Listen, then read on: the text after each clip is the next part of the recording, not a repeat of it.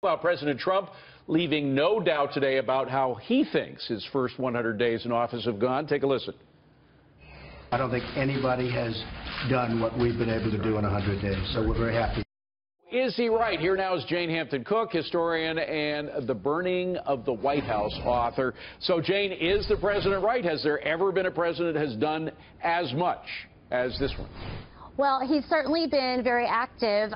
There have been a lot of presidents who've been active. I think that it's almost as if President Trump looked at this as The Apprentice, and he was going to give himself the challenge. And he's been very much a roll-up, his sleeves kind of guy. Yeah. And I think, on the economy, which was the biggest issue to the American people and to voters last fall, he has been very active. And you see a lot of optimism in a lot of different sectors in the economy. And I think that very much bodes well and speaks you're absolutely well for right. him. And the optimism goes a long way. So, of course, does the stock market. We all have 401ks, so we're affected by what happens in the stock market. But as we saw today, the first quarter growth rate was minuscule, 0.7%. We need a tax cut, and for that tax cut plan that was outlined this week to go through, he needs to get Congress involved, and so far Congress hasn't been showing up for the game. Well, and that's true, and that's where his skills as a deal maker need to be, that's what he needs, is those deal-making skills. And I remember reading about Ronald Reagan.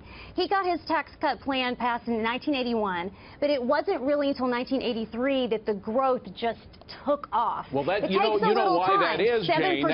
That's because in working with the Democrats, the deal was he had to string it along. The tax cuts didn't kick in until 1983. Once they did, we took off like gangbusters. Grew 4% that year, 7% the next. Absolutely, that's right, and that's where I think these tax cuts have a lot of great resonance with the American people. Is that you give people a tax cut, you give corporations a tax cut, and they can bring more jobs back to the United States and really boost the economy. And 7%, you just said 7%. Can you imagine 7%? That would be amazing. We've just been under 2%. It's frustrating enough to think of that, but what's even more frustrating is the fact that both houses of Congress are controlled by Republicans. That's what amazes people, and that's why his skills as a deal maker, or maybe more than a deal maker, his skills as a president, just using the bully pulpit against his own people in the Congress, the way LBJ did, by the way. Lyndon Baines Johnson was a president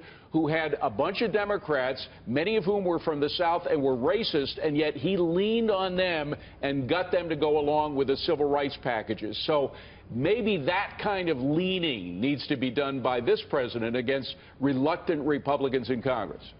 Well, and maybe so. And I remember Peggy Noonan in one of her books about Reagan. She talked about the most moving part of his speech was the logic and the practicality of a policy. And I think that President Obama was very principled in his ideology, and we have a very different president who's very pragmatic. And I think those kinds of logical, pragmatic arguments are really in President Trump's favor. Well, that's though why I made the allusion to Lyndon Baines Johnson, because I think unlike Reagan, Trump is more of a doer. I mean, he's a more active guy. He's like Lyndon Baines Johnson. I can see him cornering a reluctant congressman and forcing him to do something he may not want to do by himself. I think you're right. I think he does have a little bit of LBJ in him, and that makes him a very unique president. We really haven't had that kind of president in a long time. And, I was thinking back, Senator Warren gave, no surprise, President Trump an F, a big fat F, for his first 100 days. And I thought, well, the Bay of Pigs happened during Kennedy's first 100 days. William Henry Harrison died on day 31 of his presidency. So, we got to put some things in perspective here. Absolutely. Jane Hampton Cook, glad to have you do that. Thank you very much for being here. Have a great weekend. Appreciate it. You too. Thanks.